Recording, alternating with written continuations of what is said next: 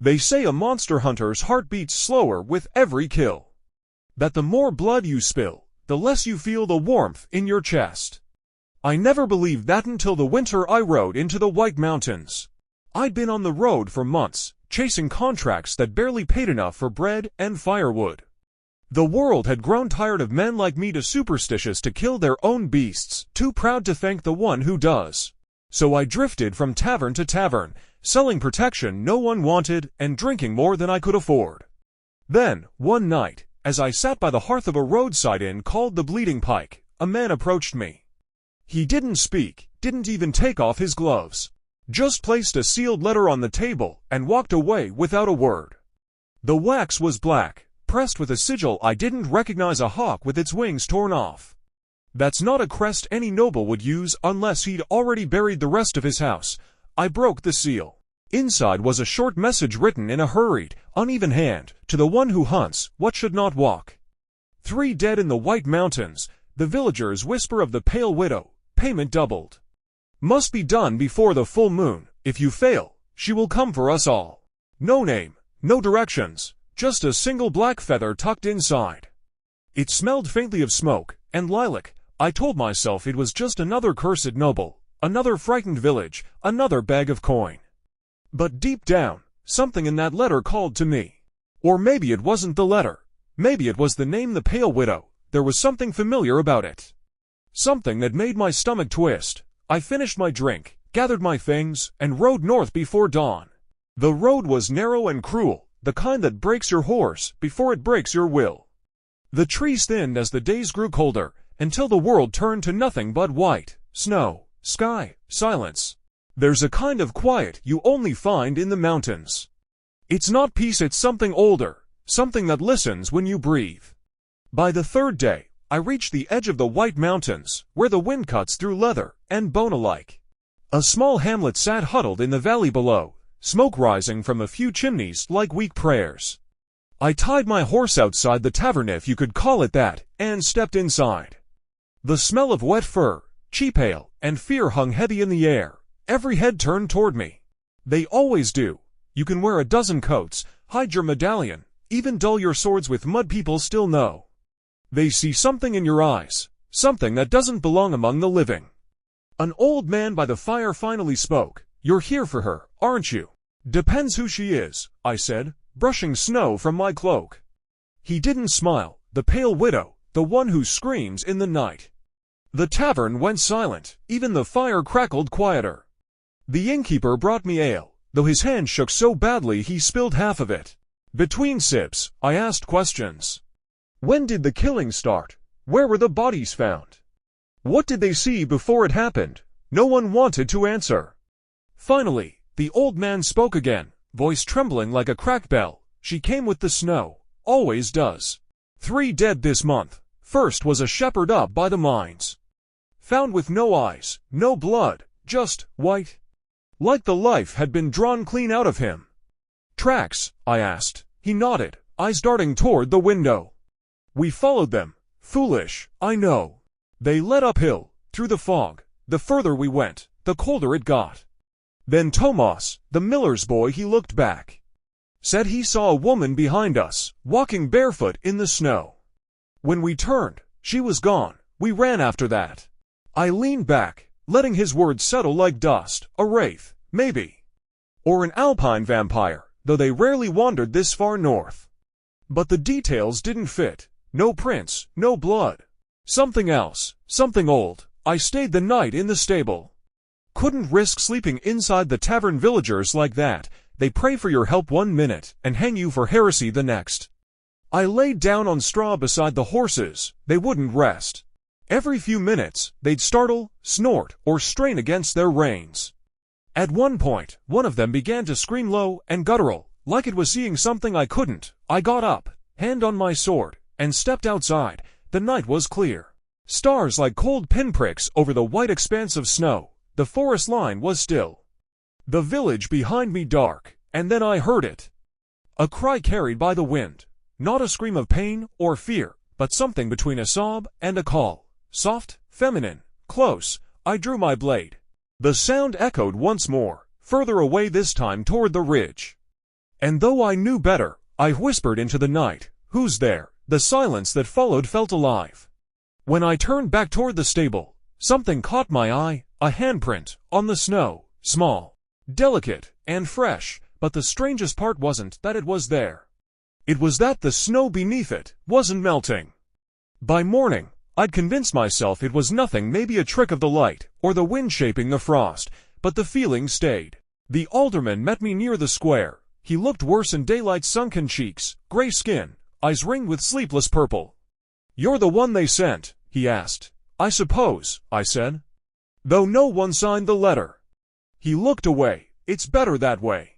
He told me the bodies were buried up by the old chapel. I followed him through the snow, the world silent but for our boots crunching beneath. When we reached the graves, there were only mounds of frost. No markers, no flowers. "Where are they?" I asked. He swallowed hard. "We buried them deep." But the next morning, he hesitated. The graves were open, empty. He turned to me, and for the first time, I saw true terror in a man's eyes. "She's taking them back." Something else, something old. I stayed the night in the stable. Couldn't risk sleeping inside the tavern. Villagers like that, they pray for your help one minute and hang you for heresy the next. I laid down on straw beside the horses. They wouldn't rest. Every few minutes, they'd startle, snort, or strain against their reins.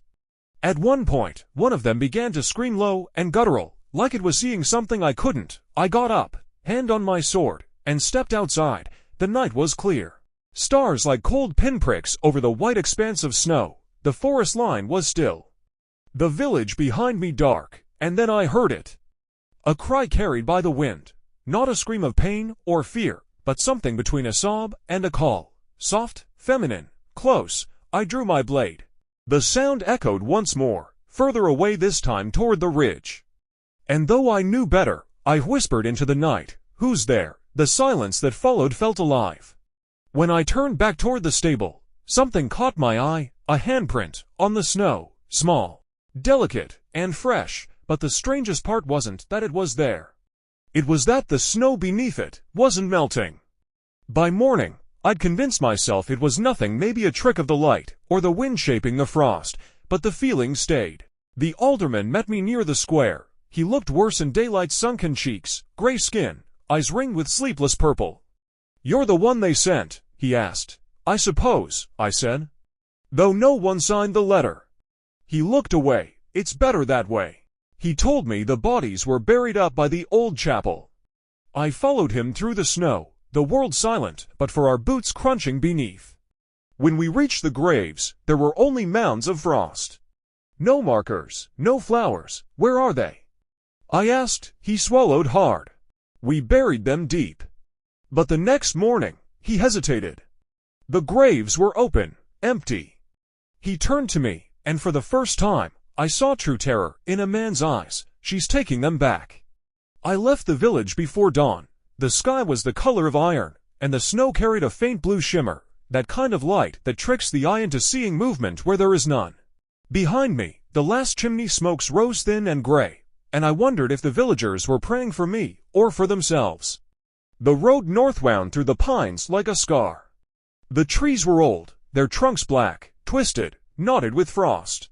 Each gust of wind made them creak like bones, shifting under skin. I'd been hunting monsters long enough to know when I was being watched. And up there, in that stillness, I felt eyes on me. Not the kind that hide behind branches, but something deeper, a presence that pressed against the back of my skull like a whisper trying to get in. By midday, the trail disappeared under a fresh layer of snow. I tied the horse to a birch tree and continued on foot, sword strapped across my back. The silence was suffocating. Even my own breathing sounded too loud. That's when I saw the first body. He was slumped against a rock, half buried in frost. A miner, judging by the torn leather gloves still on his hands. No blood, no struggle, just a face frozen in pure terror. His eyes were gone, to perfect hollows filled with snow. I crouched down and brushed the frost from his neck. The skin was pale, smooth, untouched by blade or claw. No wounds, no signs of life ever leaving. Something had drawn the life out of him, quietly, cleanly. And then I noticed the ground. The snow around him wasn't disturbed. No footprints leading in or out, as if the man had simply appeared there, dead. I muttered a curse under my breath and looked to the ridge. In the distance, a shape moved, a thin, white, shifting between the trees. Too tall for a human, too still to be alive.